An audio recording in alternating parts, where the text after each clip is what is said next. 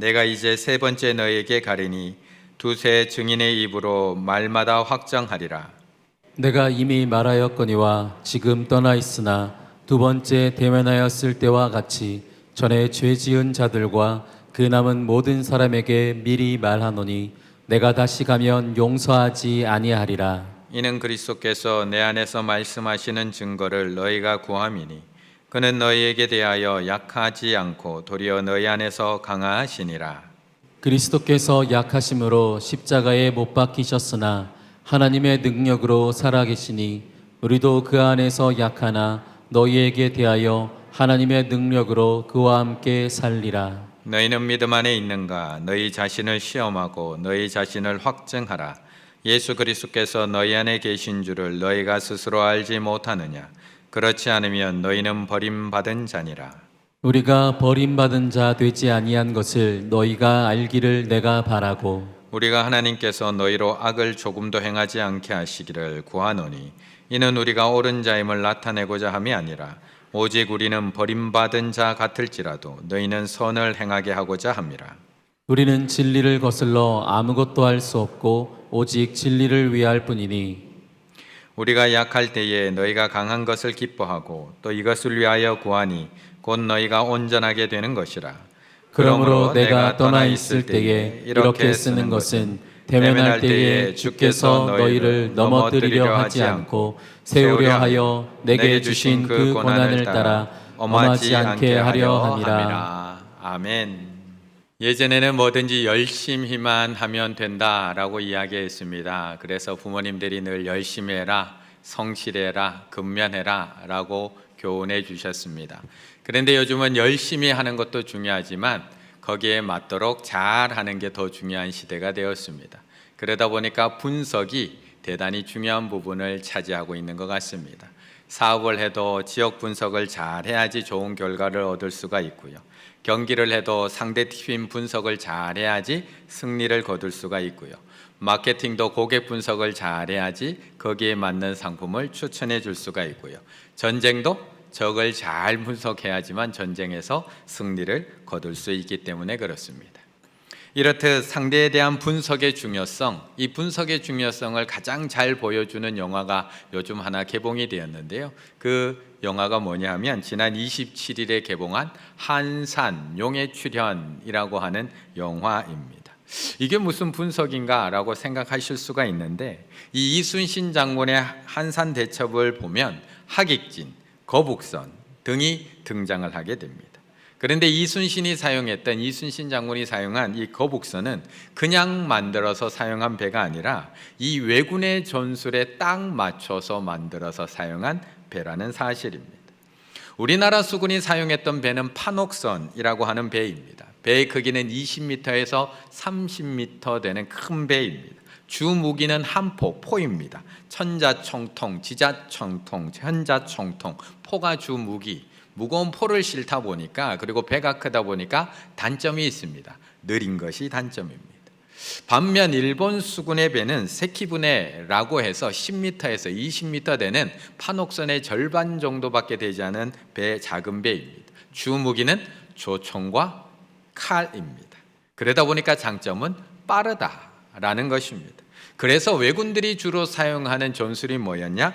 등선 육박전술, 배에 올라타서 육박전 칼로 싸우는 전술이 일본군의 주 전술입니다. 빠른 배를 이용해서 느린 판옥선에 가까이 배를 붙인 다음에 배에 올라탑니다. 그리고 칼로 육박전을 치러서 배를 탈취해 가는 것이 일본군의 주 전술이었다는 겁니다. 그래서 만들어진 것이 거북선. 왜군들이 배에 올라타지 못하도록 판옥선을 철판으로 덮어버립니다. 그리고 거기다가 철못을 박습니다. 그래서 그것을 통해서 조총이 뚫지도 못하게 하고 올라타지도 못하게 할 뿐만 아니라 가볍고 약하게 만들어진 일본군의 배를 왜군의 배를 충파 부딪혀서 깨뜨려 버리는 배가 바로 거북선이었던 겁니다. 이처럼 상대에 대한 분석은 너무 중요합니다. 고객에 대한 분석, 지역에 대한 분석, 학교에 대한 분석, 내가 칠 시험에 대한 분석 너무 중요합니다. 그래야지만 거기에 맞도록 잘 준비해서 좋은 결과를 얻기 때문입니다. 그래서 우리는 늘 분석합니다. 사람도 분석하고요, 일도 분석하고 회사도 분석합니다. 우리는 늘 상대를 분석하며 살아가는 것 같습니다. 3절의 말씀 함께 읽겠습니다. 3절입니다. 이는 그리스도께서 내 안에서 말씀하시는 증거를 너희가 구함이니 그는 너희에게 대하여 약하지 않고 도리어 너희 안에서 강하시니라. 아멘. 고린도 후서를 1장부터 쭉 읽어보시다 보면 바울과 고린도 교회 사이의 오해가 처음에는 아주 깊었다가 점점 해결되어져 가고 있다는 것을 보게 됩니다. 근심하며 기다렸던 디도, 내가 편지를 손에 쥐어서 보냈던 디도가 돌아오고 그 디도를 통해서 고린도로부터 온 소식을 듣고 난 바울은 마음이 기뻐졌습니다. 그것이 고린도후서 7장 7절의 말씀입니다. 그가 온 것뿐만 아니라, 디도가 돌아온 것뿐 아니라 오직 그가 너희에게서 받은 그 위로로 위로하고 너희의 사모함과 애통함과 나를 위해서 열심히 있는 것을 내가 보고함을 듣고 나서 나를 더욱 기쁘게 하였다. 내가 더욱 기쁘게 되었다라고 이야기하고 있는 겁니다. 많이 해소되었습니다. 하지만 고린도 교회 교인들 전부가 다 변한 것은 아니었습니다. 바울을 반대하고 비난했던 사람들까지 다 마음이 바뀐 것은 아니었습니다. 부정적인 사람들은 여전히 부정적입니다. 바울에 대해서 믿지 못했던 사람들은 여전히 믿지 못하고요, 여전히 바울을 의심하고 여전히 비난하고 있습니다. 그래서 오늘 바울이 이제 고린도후서 마무리 13장, 이제 마무리되는 여기까지 와서도 조금은 강하게 마지막으로 경고하고 있습니다. 1절을 이렇게 시작을 합니다. 이제 내가 이제 세 번째 너에게 가리니 두세 증인의 입으로 말마다 확정하리라. 내가 이번에 세 번째 너에게 가게 되는데 나에 대해서 함부로 말했던 것들 내가 다 가서 확인하겠다는 겁니다. 너희가 말한 것들, 나에 대해서 비난하고 험담했던 것들 그냥 지나보내지 않고 하나하나 확인하겠다는 겁니다. 내 감정으로 확인하는 게 아니라 율법에 따라서 두세 증인을 세워서 너희들이 한 말이 맞는지 틀리는지 내가 일일이 다 확인하겠다라고 편지를 시작하고 있습니다. 이들은 도대체 왜 이렇게 바울을 공격하고 있는 것일까? 우리에 대한 공격이 아니라서 우리는 쉽게 읽고 지나갈 수 있을지 모르지만 고린도후서를 읽어보게 되면 바울에 대한 비난과 공격이 쉬지를 않습니다. 어떻게 보면 처음부터 끝까지 다 거기에 대한 공격이었습니다. 3절에 보시게 되면 이는 그리스도께서 내 안에서 말씀하시는 증거를 너희가 구함이니, 끝까지 증거를 내놓으라는 겁니다. 끝까지 증거를 구하고 있다는 겁니다. 끝까지 사도 바울을 의심하고 있습니다. 조목조목 따집니다. 당신 사도 맞아? 증거 꺼내놔봐. 당신 하나님이 세운 사람 맞아? 증거를 내놔봐. 확실한 증거를 보자는 겁니다. 그러면서 계속 비방을 합니다. 고린도후서를 살펴보면 비방이 넘쳐납니다. 약속 안 지킨다. 너무 권위적이다. 우리 고린도 교회 교인들은 돌보지도 않는다. 다른 데 다닌다고 우리 교회 교인들은 돌보지도 않아. 겁이 많아. 왜 이렇게 겁이 많아요? 자기 자랑 너무 심하고. 그런데 추천서 한 장 없잖아요. 추천서 어디 있어요? 예수님을 직접 본 적 있어요? 헌금 유행했어요. 뿐만 아닙니다. 볼 때 만날 때는 유순한 것 같지만 떠나 있으면 왜 이렇게 사람이 과격해요? 편지는 힘이 있는데 직접 만나면 말이 너무 오르해요. 자비량으로 선교하는 거, 우리한테 사례비 안 받는 거 우리 신뢰하지 않기 때문 아닌가요? 예루살렘 교회를 돕는다고 헌금 개인적으로 사용한 것 아닌가요? 제가 대략 정리해 본 것만도 고린도 후서에 나오는 게 12가지입니다. 다 불만입니다. 강하게 말하면 권위적이라고, 부드럽게나 말하면 권위가 없다고, 자기 이야기 조금만 하면 자기 자랑한다고, 자기 말 하지 않고 있으면 자신감이 없다고, 조금 세게 얘기하면 과격하다고, 조금 조심스럽게 얘기하면 너무 유순하다고, 혼자 결정하면 독단적이라고, 결정 안 하고 같이 의논하자고 하면 왜 이렇게 우유부단하냐고, 자비량으로 목회하면 우리를 신뢰하지 않는다고, 헌금 같이 내서 모아서 좀 전하자고 이야기하면 개인적으로 사용하려고 한다고. 다 비난입니다. 다 비방거리입니다. 이래도 저래도 다 문제입니다. 그래서 사도 바울은 고린도후서 곳곳에서 이런 공격과 질문에 대한 답변이 계속해서 이어지고 있는 겁니다. 찾아가서 설명도 해보고 편지로도 한 번, 두 번, 세 번 이해를 구해도 여전히 믿지 못하는 그들은 여전히 바울에게 증거를 내놓으라고 요구하고 있습니다. 상대를 확인하는 것 중요합니다. 요즘처럼 위험하고 유혹 많은 시대 상대 꼭 확인하셔야 됩니다. 요즘처럼 아무에게나 문도 열어줄 수 없는 이런 위험한 시대 속에서 아무나 믿는 것 정말 위험한 일입니다. 그래서 상대 검증하는 것 무엇보다 중요합니다. 자칫 함부로 문 열어줬다가 백설공주처럼 위험에 처할 수도 있기 때문에 그렇습니다. 그런데도 백설공주는 계속 문을 열어줍니다. 레이스끈에 목이 졸려 죽을 뻔해놓고도 또 문 열어줍니다. 독 묻은 빛에 머리에 빗다가 또 죽을 뻔해놓고도 또 문 열어줍니다. 독사가 먹다가 죽을 뻔해도 또 문 열어줍니다. 백설공주는 분명히 외로웠을 것입니다.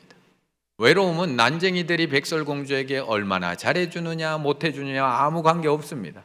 친구 없이 친밀한 경험을 공유할 수 있는, 사랑과의 아무 교류 없이 지내는 백설공주의 일상을 한번 생각해 보면 충분히 그럴 수 있었습니다. 그러니 아무리 위험한 일이 입을 떡 벌리고 기다리고 있어도 백설공주는 10번이고 20번이고 문을 열어줄 수밖에 없었을 겁니다. 비록 목숨이 담보된 일이라고 하더라도 나의 외로움이 너무 커서 눈앞의 유혹이 너무 컸을 겁니다. 이런 위험한 일 안 당하려면 상대 잘 확인하는 거 중요합니다. 특별히 영원한 생명이 달린 신앙의 문제라면 교회에 대해서, 복음을 전하는 목사님에 대해서 더욱더 확실하게 검증하는 거 필요합니다. 하지만 이렇게 상대를 정확하게 하는 것보다 더 중요한 일이 한 가지가 더 있습니다. 그것이 무엇이냐? 5절의 말씀 함께 있습니다. 5절입니다. 너희는 믿음 안에 있는가? 너희 자신을 시험하고 너희 자신을 확증하라. 예수 그리스도께서 너희 안에 계신 줄을 너희가 스스로 알지 못하느냐? 그렇지 않으면 너희는 버림받은 자니라. 아멘. 우리는 상대를 확인하고 검증하는 일에는 참 능숙합니다. 참 익숙합니다. 또한 가르쳐 주지 않아도 너무나 뛰어난 감각을 가지고 있습니다. 그런데 사실 가만히 생각해 보시면 그렇게 정확하지도 않습니다. 내가 엄청 사람 잘 보는 것 같거든요. 그런데 지금 가만히 생각을 해보세요. 그렇게 친하게 지내다가 지금 별로 친해지지 않은 그 사람 한번 가만히 생각해 보세요. 정말 내가 생각했던 그 사람이 맞던가요? 내가 사람 그렇게 잘 보지 않습니다. 그렇게 나 좋자고 쫓아다녔던 그 남자, 그 먼 거리를 웃으면서 차 태워주던 그 남자, 그냥 나는 버스 타고 가면 되는데 굳이 나를 태워준다고 그렇게 해서 태워주던 그 남자, 그런데 지금은 왜 그렇게 무뚝뚝하게, 왜 지금은 그렇게 침대에 누워서 일어날 생각을 하지 않는 건가요? 내가 생각 잘못한 거라고 생각되지 않으시는가요? 우리 사람 그렇게 잘 보지 못합니다. 그렇게 잘 웃어주던 그녀, 내가 무슨 말을 해서 웃어주던, 내가 별로 웃기지도 않는데 웃어만 주던, 잘 들어주던 그녀, 지금은 왜 매일매일 왜 그렇게 할 말이 많은지요? 잔소리가 멈추질 않습니다. 내가 생각했던 그 여자가 아닙니다. 그래서 우리는 다른 사람에게 늘 이렇게 얘기합니다. 잘 확인해, 꼼꼼하게 확인해. 우리 자녀들에게 좋아하는 감정만 가지고 무턱대고 결혼할 게 아니야, 좀 꼼꼼하게 확인해 라고 우리 자녀들에게 늘 이야기합니다. 맞는 말입니다. 남은 평생 함께 살아가야 될 사람인데 우리는 꼼꼼하게 검증해 봐야 합니다. 그래서 우리는 오늘도 확인하고 오늘도 확인합니다. 그냥 그 사람만 보는 게 아니라 그 집안도 보고 학력도 보고 성품도 보고 우리는 꼼꼼하게 다 따져보며 살아갑니다. 하지만 과거의 부부들보다 그리 행복해 보이지는 않습니다. 왜 그런 걸까요? 왜 그런 걸까? 지연이 길게 한숨을 내쉬면서 한탄을 합니다. 이제 곧 내 나이도 30 중반인데 난 왜 아직도 결혼을 못했을까? 난 아직도 결혼을 못했을까? 지연의 질문에 나는 이렇게 되묻습니다. 눈을 감고 한번 진지하게 한번 생각해봐. 네가 남자라면 너랑 결혼할래? 네가 남자라면 너랑 결혼할래? 지연은 눈을 감고 가만히 상상해 보았습니다. 망했다. 아무리 열심히 내가 내 편을 들어봐도 긍정적인 답이 안 나와요. 성질 더럽고 말버릇 험하고 밤새 놀기 좋아하는 여자랑 누가 과연 결혼하고 싶을까? 돈 모으는 재주도 없고 살림도 못하고 소파 위에 옷은 산더미처럼 쌓아놓고 3개월마다 한 번씩 치울까 말까 한 여자랑, 아니 절대 나는 결혼하고 싶지 않아. 결혼이라는 중차대한 결심을 하려면 단순히 감정만으로는 부족하다. 내가 상대에 대해서 확신하는 것 이상 나 역시 결혼하기에 좋은 사람이라는 사실을 상대에게 증명해 보이고 확신과 안정감을 줄 수 있어야 한다. 우리는 늘 상대만 확인하면 된다고 생각을 합니다. 우리는 늘 상대만 검증하면 된다고 생각을 합니다. 그런데 정말 그럴까요? 우리가 아무리 검증하고 좋은 선수를 데리고 와도 이 팀이 엉망이면 그 선수 실력 발휘 못합니다. 내가 아무리 꼼꼼히 살펴보고 좋은 배우자를 만나도 내가 준비 안 돼 있으면 그 사람 좋은 역할을 할 수가 없습니다. 지금 사도 바울은 고린도 교회 교인들에게 그것을 이야기해 주고 있습니다. 너희들이 나를 철저하게 검증하는 거 좋다, 해야 된다. 그거 분명히 해야 된다. 하지만 5절, 너희는 믿음 안에 있는가? 너희 자신을 시험하고 너희 자신을 확증하라.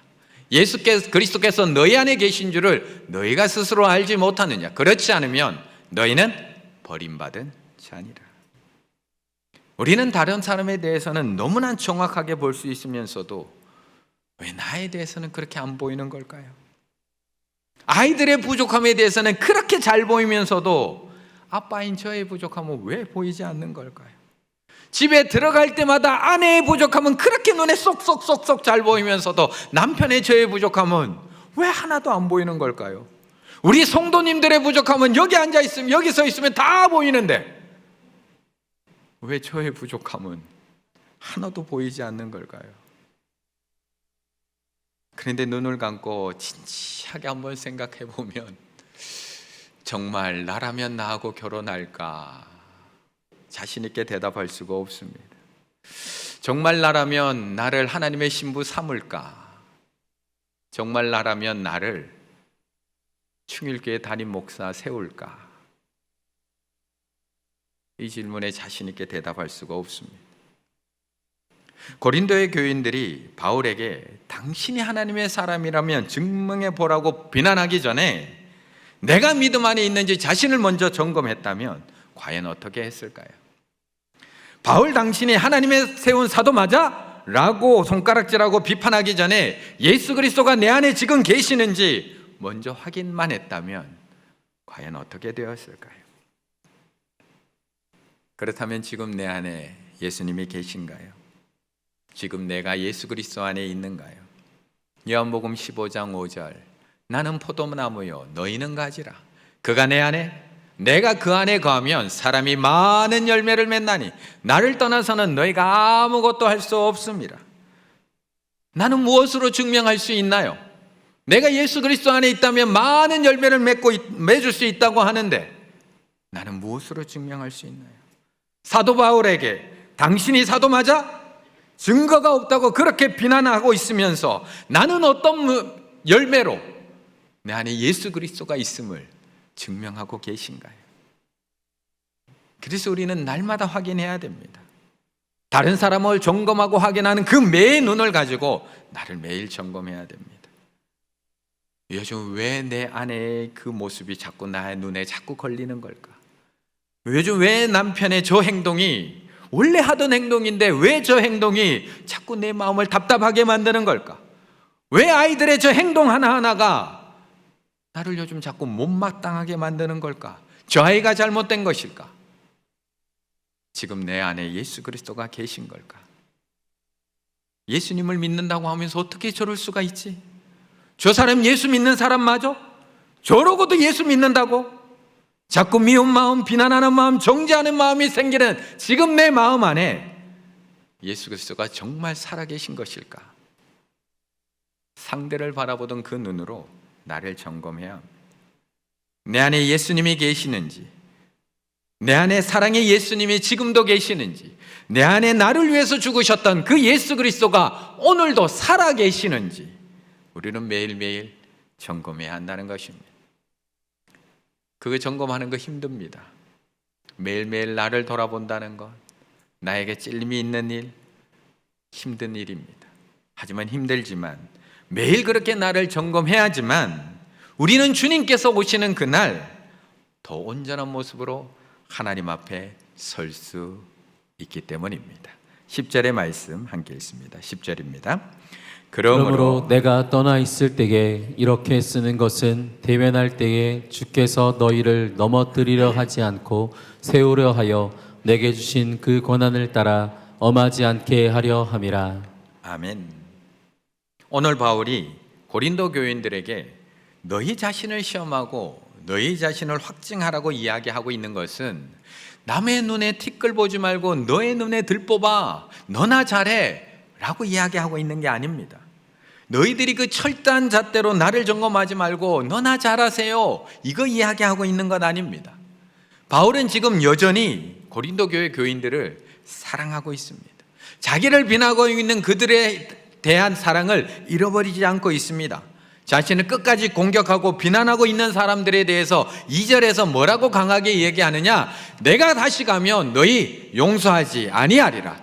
내가 다시 가면 너희 용서하지 않겠어. 바울이 이렇게 비록 조금 무섭게 말하고 있지만 저 말은 저들을 처벌하겠다, 그 의도로 이야기하고 있는 거 아니라 저들이 하나님 앞에 설 때에 하나님 앞에 조금 더 온전한 모습으로 서기를 바라는 마음으로 이 경고를 미리 던져주고 있다는 것입니다.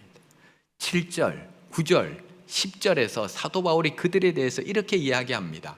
오직 우리는 버림받은 자 같을지라도, 너희가 나 비난하는 것처럼 내가 그렇게 못난 사람일지라도 너희는 악한 마음이 아니라 선을 행하고자 내가 이 편지를 써주는 거라는 겁니다. 또 이것을 위하여 구하니 나는 약해져도 괜찮아, 너희들이 이야기하는 것처럼 나는 만신창이가 되어도 괜찮아, 하지만 너희가 온전하게 되기 원해서 내가 이 편지를 써준다는 겁니다. 너희와 내가 대면할 때 주께서 너희를 넘어뜨리려 하지 않고 너희를 세우려 하기 위하여, 너희를 세워주기 위해서 내가 이 편지를 쓰고 있다는 겁니다. 괜찮다는 겁니다. 너희가 나 검증하는 거 괜찮아, 너희 나 판단하고 비난하고 오해하는 거 괜찮아, 그래서 내가 버림받은 자 같이 되어도 괜찮아. 하지만 나는 그렇게 되더라도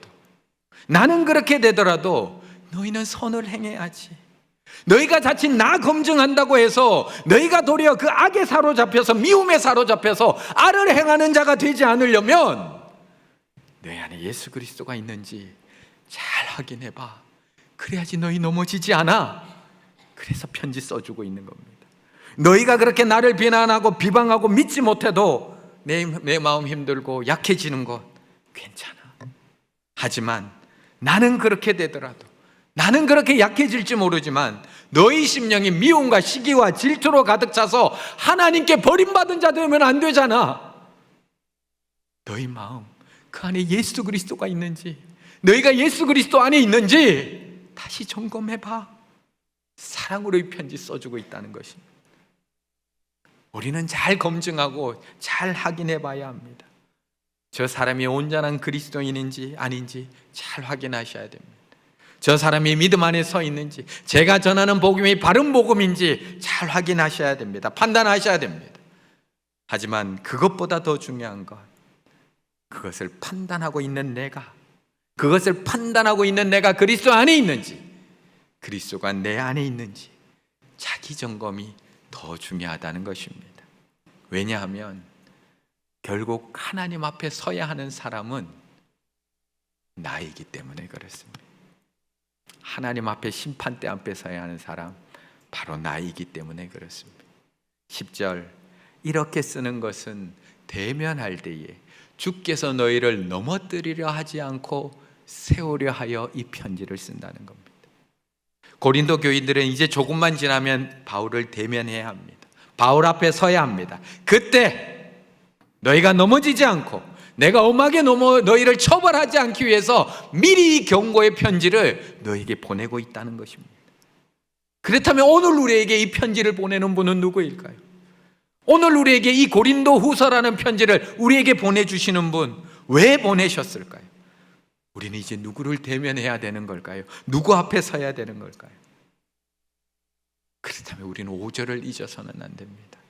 5절 같이 한번 더 읽을까요? 마음에 새기면서 시작. 너희는 믿음 안에 있는가? 너희 자신을 시험하고 너희 자신을 확증하라. 예수 그리스도께서 너희 안에 계시는 줄을 너희가 스스로 알지 못하느냐? 그렇지 않으면 너희는 버림받은 자니라. 아멘. 예수님의 제자 베드로는 늘 남에게 관심 많았습니다. 늘 비교의식이 가득 찼습니다. 그래서 늘 누가 크냐에 관심 많았고 늘 앞장설 수밖에 없었습니다. 그런데 베드로의 그런 마음은 부활하신 예수님을 다시 만나고도 사라지지 않습니다. 그래서 자신에게 3번이나 네가 나를 사랑하느냐라는 고백 앞에 그렇게 멋지게 대답을 해놓고도 마지막에 예수님께 이렇게 또 질문을 합니다. 이에 베드로가 그를 보고 예수께 여짜오되 주님, 이 사람은 어떻게 되겠사옵나이까? 하나님, 저 사람은 어떻게 되나요? 예수께서 이르시되 내가 올 때까지 그를 머물게 하고자 할지라도, 내가 가만히 놔둘지라도 네가 무슨 상관이냐? 너는 너의 안에 예수 그리스도가 있는지 그것만 기억하며 너는 나를 따르라. 우리는 늘 다른 사람에게 관심 많습니다. 저 사람은 어떻게 되나요? 예수 믿는 사람 맞아? 저러고도 목사야? 우리는 다른 사람에게 관심 많습니다. 이 사람은 어떻게 되나요? 저 사람은 어떻게 되나요? 그런데 그거 아세요? 하나님은 나에게만 관심이 있다는 거. 하나님은 우리가 하나님 앞에 섰을 때 저 사람은 어때라고 저에게 묻지 않습니다. 하나님은 우리에게 단 하나밖에 묻지 않습니다. 너희 안에 예수 그리스도 있어? 네가 지금 예수 그리스도 안에 거하고 있어? 그거 하나 묻습니다. 그거 하나로 하나님 나라를 우리는 들어가게 되는 겁니다. 하나님 나라는 먹는 것과 마시는 것이 아닙니다. 오직 성령 안에 있는 의와 평강과 희락입니다. 저 사람은 바로 잡아야 할 것 같고 이 교회는 고쳐야 할 것 같은 마음 있으십니까? 그렇다면 그거 하지 말라는 거 아닙니다. 먼저 자신이 성령 안에서 의와 평화와 기쁨을 누리고 있는지 그것부터 점검해 보셔야 됩니다. 하나님 나라는 거기에 있거든요. 그래야지만 내가 하나님의 역사하실 수 있는 도구가 되어서, 내가 하는 거 아니거든요. 내가 도구가 되어서 하나님이 그 일을 하실 수 있습니다. 다른 사람을 점검하는 그 매의 눈으로 나를 먼저 점검하셔야 합니다. 지금 내 안에 예수 그리스도가 계시는지, 지금 내가 예수님 안에 있는지, 내 안에 예수님께서 주시는 의와 평화와 기쁨이 있는지, 나를 통해서 하나님이 역사하실 수 있는지, 나를 통해서 하나님의 사랑만이, 예수 그리스도의 사랑만이 드러나고 있는지, 날마다 내가 아니라 내 안에 있는 예수 그리스도를 드러내심으로 주님께서 다시 오시는 그날 하나님 앞에서 내 안에 예수 그리스도가 있습니다, 자신 있게 그 증거를 내어 보내실 수 있는 우리 충일의 가족들 다 되시기를 간절히 바라겠습니다.